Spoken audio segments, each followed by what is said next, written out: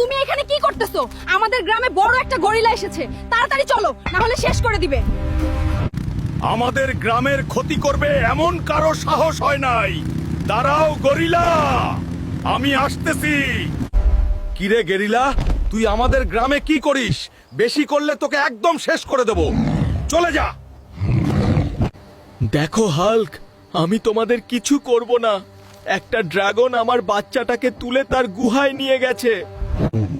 Gorilla, তুমি কোনো চিন্তা করো না, আমি তোমার বাচ্চাকে ফিরিয়ে নিয়ে আসব। আমি গেলাম। বন্ধুরা, আমি চললাম গরিলার বাচ্চাকে উদ্ধার করতে। তোমাদের কি মনে হয় আমি কি পারবো বাচ্চাটাকে নিয়ে আসতে? কমেন্টস করে দাও। আরে, এটাই তো ড্রাগনের গুহা মনে হচ্ছে।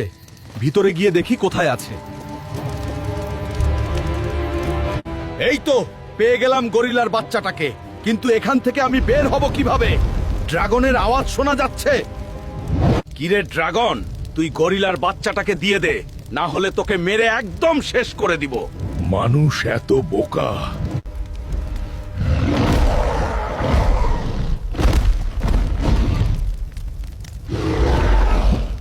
সেনাপতি, তোমরা কে কোথায় আছো?